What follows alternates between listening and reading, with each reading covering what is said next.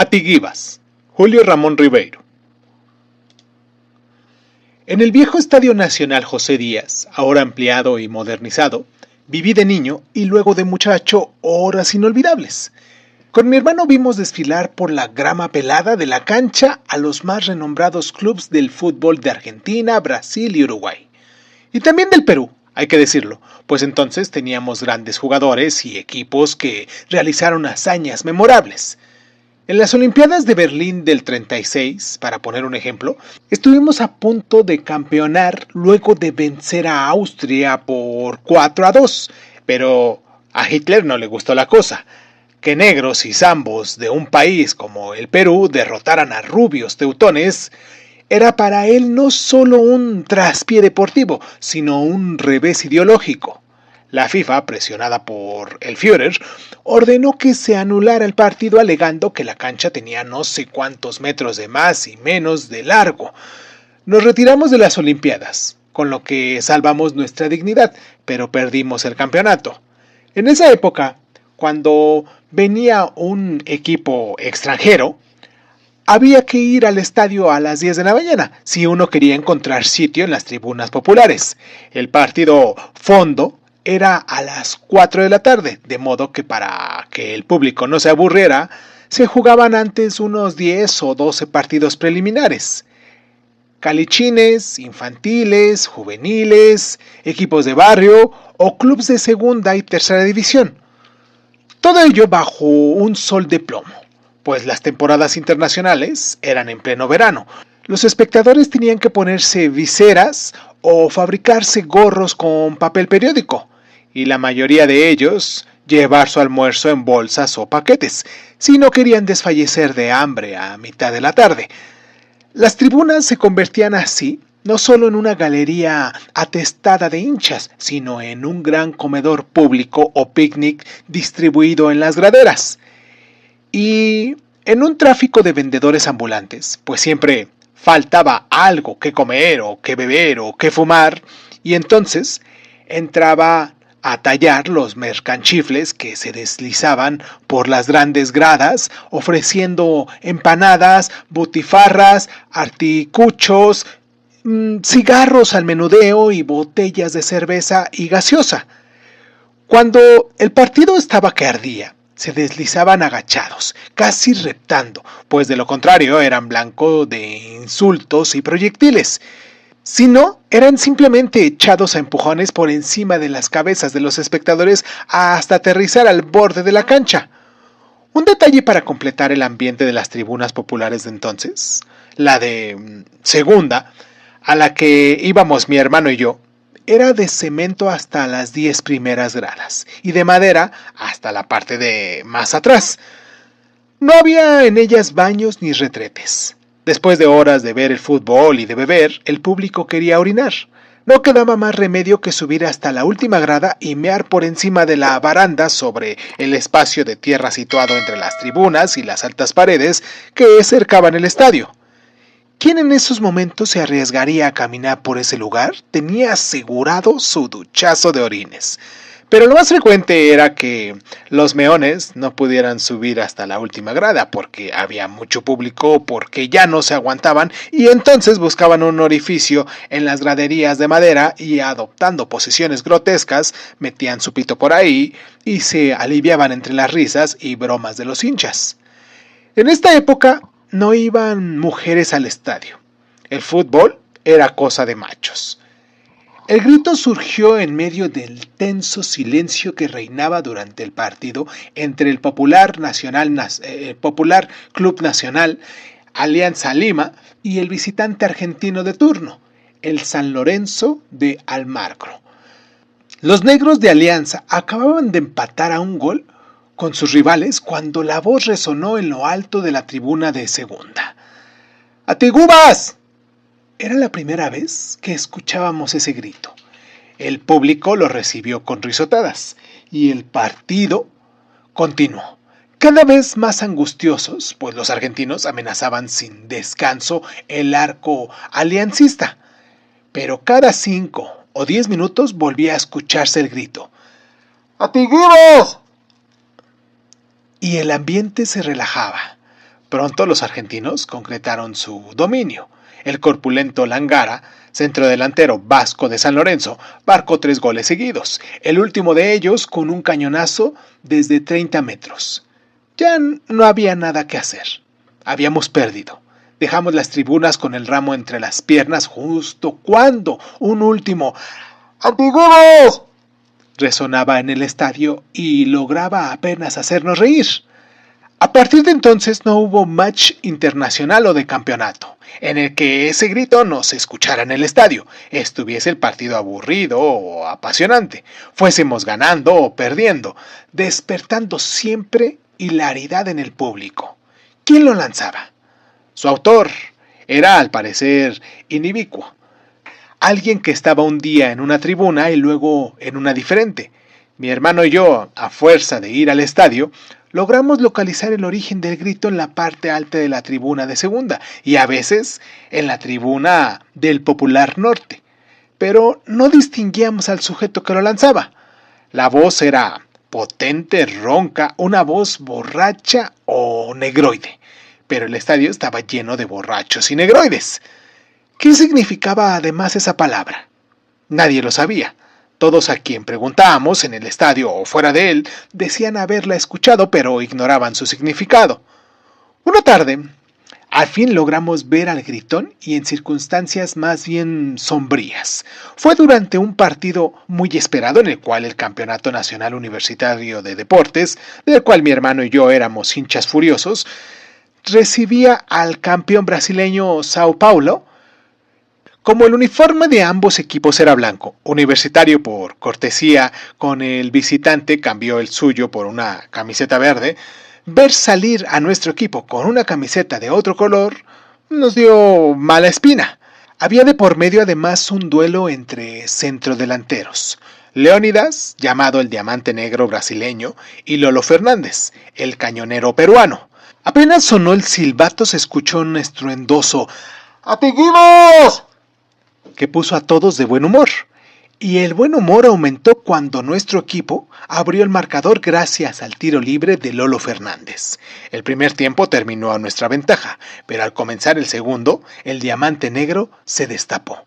Era un negro de frente muy despejada, casi calvo y físicamente esmirriado, pero diabólicamente técnico, inteligente y mañoso. En apenas 20 minutos sus jugadas sembraron la confusión en nuestra defensa y el Sao Paulo anotó 5 goles seguidos. El último de estos fue como un detonador. El público pasó por encima de las alambradas e invadió la cancha. No se sabía si para agredir a los brasileños o para linchar a los peruanos. El árbitro dio por terminado el partido y ambos equipos huyeron hacia los camerinos custodiados por la policía. Fue entonces cuando sonó un atiguías lastimero en medio de las graderías que se despoblaban y pudimos ver en lo alto de la tribuna de segunda, nuestra tribuna, a un mulato bajo, regordete, de abundante pelo sambo, que hacía bocina con sus manos y lanzaba un postrero atiguías. Justo cuando fanáticos de la mala entraña hacían fogata con los periódicos, las tribunas de madera empezaban a flamear y nosotros teníamos que abandonar el estadio a la carrera. No solo las fogatas nos impidieron esa tarde acercarnos al mulato gritón, sino el aburrimiento. ¿Quién no conoce las tristezas deportivas? No conoce nada de tristezas. Esa vez, como muchas otras veces, salimos del estadio con la muerte en el alma, desesperados de la vida, sin saber cómo podríamos consolarnos del fracaso de nuestro equipo. Éramos aún muy chicos para buscar olvido en las cantinas y por supuesto no lo bastante maduros para encajar filosóficamente una derrota. No nos quedaba otra cosa que sufrir durante días y semanas, hasta que el tiempo aplacara nuestro dolor o una victoria de nuestro equipo nos devolviera la alegría. Una victoria. Eso tardaría en venir, pero al fin la tuvimos e inolvidable, 1 o 2 años más tarde, cuando llegó a Lima precedido por inmensa fama del Racing Club de Buenos Aires. Acababa de ganar el campeonato argentino, habiéndose mantenido invicto en los últimos 20 partidos. En su plantel Todos eran estrellas, pero sus figuras más descollantes era el arquero Rodríguez, la defensa Salomón, 1,95 m por 100 kilos de pesos, y el alero izquierda Etza Suez. Universitario de Deportes, en cambio, había terminado tercero del torneo nacional y su célebre cañonero Lolo Fernández, nuestro ídolo, estaba lesionado y quedaría en el banco de los suplentes. El partido comenzó a las 4 de la tarde, precedido por un estruendoso ¡Atiguivas!, que resonó esta vez muy cerca de nosotros. El Racing era realmente una máquina de hacer goles. En apenas 10 minutos, su centro delantero Rubén Bravo, gracias a pases milimétricos de Etza Suez, perforó 2 veces la valla de nuestro equipo. La delantera del Universitario, conducida por el Flaco Espinosa, se estrellaba sin remedio contra el gigante Salomón. En el estadio reinaba un silencio pavoroso, y ni siquiera el Sambo Gritón, a quien ubicamos ahora pocas filas más arriba, se atrevió a lanzar su arenga. Al promediar el primer tiempo, el entrenador del Universitario decidió hacer entrar a Lolo en reemplazo del Flaco Espinosa. Su aparición en el campo, con su redecilla en la cabeza y un ancho vendaje en el muslo, despertó aplausos atronadores y un alentador ¡Atiguivas! Y entonces se produjo el milagro. Lolo Fernández marcó 5 goles, pero cada uno de ellos fue una obra de artes, un modelo de fuerza técnica, coraje y oportunismo. El primero fue un cañonazo de 15 metros, al empalmar a la carrera un centro a media altura que le envió al alero izquierdo. El segundo, una palomita, entre las piernas de Salomón, impulsado por la cabeza casi al ras del suelo. Un centro tiro de su hermano Lolín. El tercero fue simplemente un golpe de taco, de espalda al arco, aprovechando una bola que vacilaba en el área del castigo. En la segunda parte del encuentro, Racing de entrada marcó un gol, con lo que igualó 3-3 y sembró pánico en la hinchada. Los platenses se volcaron con ardor en el campo del Universitario, decididos a defender su prestigio de campeón argentino. Pero Lolo estaba en su tarde gloriosa, aprovechando un tiro de esquina, se elevó por encima del gigante Salomón y envió un cabezazo que rebotó delante del arco y penetró en la valla. Minutos más tarde, durante un nuevo contraataque, recibió un pase en el centro del campo, avanzó velozmente con el esférico y sin detenerse envió desde afuera del área un violento tiro rasante que venció la valla argentina por 5ª vez. El arquero Rodríguez, de pura rabia, se quitó la gorra y la arrojó al suelo. Fue un signo de claudicación. El Racing, desmoralizado, aceptaba su derrota. En los minutos finales se limitó a jugar a la charca para evitar un nuevo gol. El match terminó en medio de hurtas, cantos y chillidos de júbilo. Y entre estos, el infalible y sonoro ¡Atiguivas! Como esta vez el mulatón estaba a nuestro alcance, mi hermano y yo tratamos de abordarlo para compartir nuestra emoción y sonsacarle de paso el sentido de su enigmático grito. Pero una turba de hinchas borrachos que blandían botellas de cerveza lo rodearon y en ruidosos tumultos se perdieron por una de las oscuras escaleras que descendían hacia las puertas de salida. Seguimos yendo al viejo estadio durante años. Más por costumbre que por pasión. Las derrotas nos hacían aún sufrir y los triunfos gozar, pero con menos intensidad que antes. Éramos ya mozos. Descubríamos el amor, el arte, la bohemia, la ambición, otros ámbitos donde invertir nuestros sueños y cobrar otra calidad de recompensa. Íbamos a la segunda en grupo. Tomábamos cerveza, llegábamos incluso a burlarnos piadosamente de nuestros ídolos, Lolo Fernández, entre otros, que se acercaban a la cuarentena y fallaban lamentablemente hasta los tiros de penal. Y el Atiguivas seguía resonando, con menos frecuencia que antes, es verdad, pero seguía resonando, despertando siempre la risa del público y nuestra curiosidad. Una especie de fatalidad impedía, sin embargo, que abordásemos la fuente del grito, el sambo borrachoso. A pesar de que lo tuvimos algunas veces tan cerca que pudimos ver su encrespada melena, su tosca nariz un poco torcida y su cutis más morado que negro, marcado por cráteres y protuberancias, como un racimo de uvas Borgoña muy manoseado. Gresca, tranca y llegada a la segundilla, público al que se le abrían las puertas del estadio media hora antes de terminar el partido y que se inundaban las tribunas de segunda, lo sacaron siempre de nuestra órbita. Es así que terminó por no ir más al estadio y luego por abandonar el país sin haber podido resolver el secreto de ese grito. Muchos años más tarde, en uno de mis esporádicos viajes al Perú, me aventuré por el Jirón de la Unión, convertido ya en calle peatonal atestada de ambulantes cambistas, vagos y escaperos.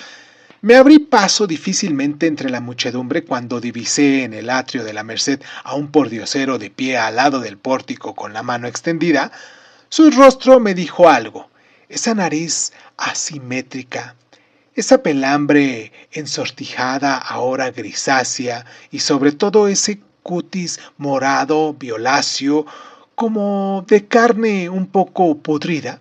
Acabáramos. Era Artiguibas. La ocasión al fin de abordarlo, de acosarlo y de averiguar el significado de esa palabra que durante años traté en vano de conocer. Me salí del río de peatones y me acerqué al mendigo que, según noté, tenía un pie envuelto con un espeso vendaje sucio. Al sentir mi presencia alargó más la mano cabizbajo. Alguito, no más para este anciano enfermo. Su voz ronca era inconfundible. Inclinándome, le murmuré al oído. ¡Atiguibas! Fue como si lo hubiera hincado con un alfiler. Dio una especie de respingo y levantó la cabeza, mirándome con los ojos muy abiertos. No me digas que no, continué. Te conozco desde que iba al estadio de chiquito. La tribuna de segunda, allá arriba. ¿Cuántas veces te he oído gritar? Pero ahora...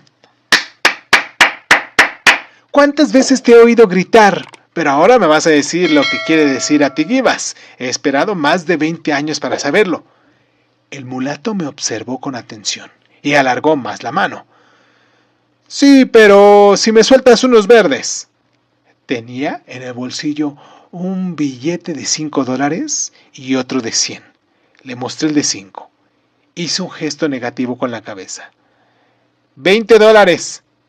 Protesté diciendo que eso era una estafa, que si no fuera porque estaba en Lima, de paso, no le hubiera ofrecido ni un solo dólar, pero el mulato no cesó. Bueno, dije al fin. Voy a cambiar esos $100, espérame aquí. El mulato me retuvo. Esos cambistas son de la mafia. Venga conmigo acá adentro. Yo conozco al sacristán. Él paga bien.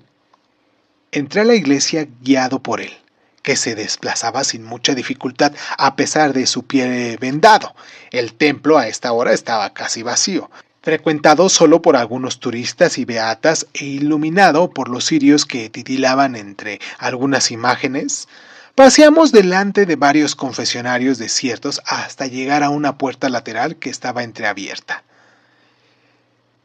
¿Tiene el billete ahí? Me espera un instante.